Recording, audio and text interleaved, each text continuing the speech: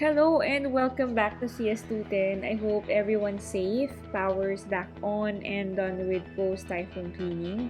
For this week, we will have a short review of basic data structures. Last week, we reviewed the methods how to analyze an algorithm, in particular to get the time efficiency of non-recursive and recursive algorithms. With the methods presented last week, we can compare existing algorithms and identify which one is theoretically more time efficient than others. For this week, we will go back to step 3, but with the end goal in mind, that is creating faster algorithms. When we design an algorithm, the way how we structure the data is very important.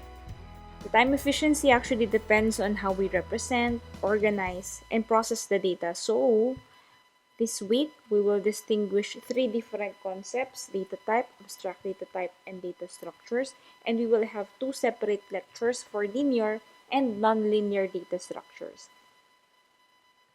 Let's start with the data type.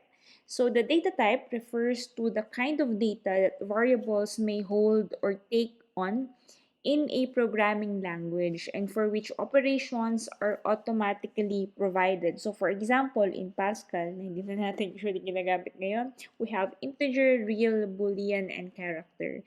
For C, we have character, integer, floating point, etc. For Tran, we have this, and for Lisp, we have S expression. For Python, we are aware that there are several data types as well.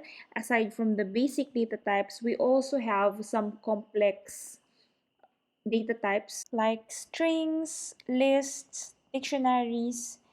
For these data types, depending on the programming language, we have some built-in functions to access or manipulate its content.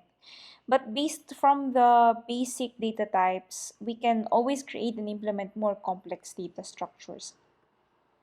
The abstract data type, or ADT, on the other hand, is a set of data elements with a set of operations that we can define and model.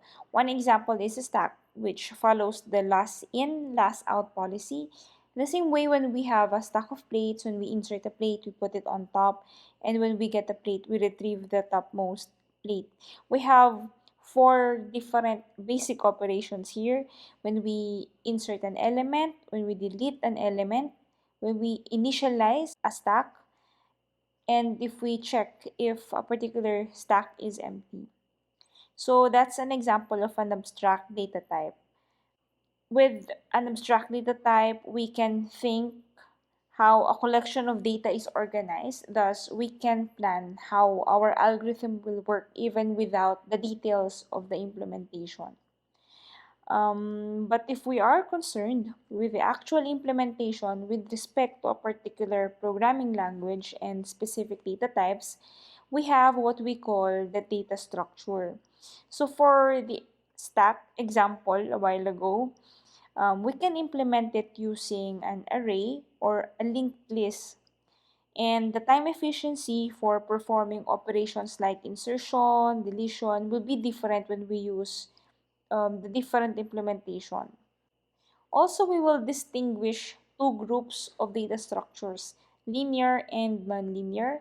For the linear, we have arrays, stacks, queues, hash table, and for nonlinear, we will have trees and graphs.